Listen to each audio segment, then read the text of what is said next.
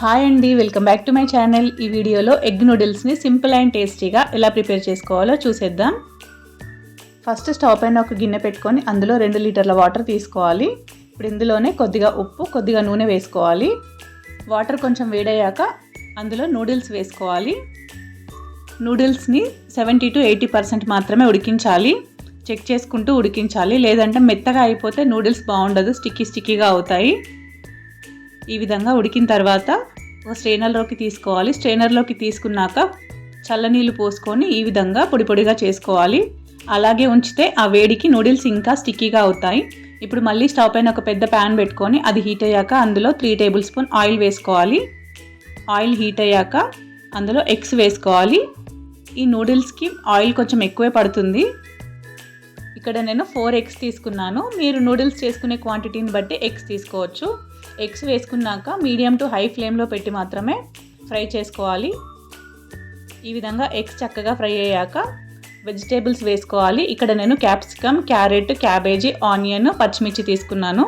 ఈ విధంగా సన్నగా పొడుగ్గా తరిగి తీసుకోవాలి. ఇప్పుడు వీటన్నింటిని ఇందులో ఒక్కొక్కటిగా వేసుకోవాలి. ఈ విధంగా అన్ని వెజిటేబుల్స్ వేసుకున్న తర్వాత మీడియం టు హై ఫ్లేమ్లో పెట్టుకొని మాత్రమే కలపాలి. ప్రాసెస్ మొత్తం మీడియం టు హై ఫ్లేమ్లోనే కలుపుతూ ఉండాలి. ఈ విధంగా మంచిగా ఫ్రై చేసుకోవాలి. ఈ వెజిటేబుల్స్ అన్నీ ఫ్రై అయ్యాక ఇందులో రుచికి సరిపడా ఉప్పు, అలాగే రుచికి సరిపడా కారం, 1/2 టీ స్పూన్ మిరియాల పొడి,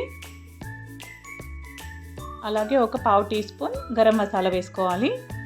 ఇప్పుడు ఇందులోనే 1 teaspoon vinegar, 1 teaspoon tomato ketchup, అలాగే 1 teaspoon dark soya sauce, అలాగే 1 teaspoon green chilli sauce వేసుకోవాలి. ఇవన్నీ వేసుకున్నాక చక్కగా మీడియం టు హై ఫ్లేమ్లో పెట్టుకొని కలపాలి. ఈ విధంగా అన్నీ మంచిగా మిక్స్ అయ్యేదాకా కలపాలి.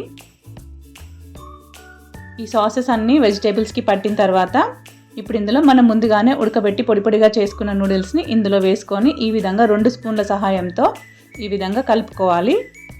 నూడిల్స్ని కలిపేటప్పుడు మంటని హై ఫ్లేమ్లో పెట్టి మాత్రమే కలుపుకోవాలి.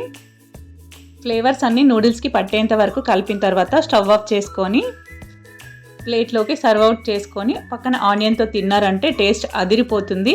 మనం బయట తెచ్చుకొని తినే నూడిల్స్ కంటే కూడా చాలా బాగుంటుంది అండ్ హెల్దీ కూడా.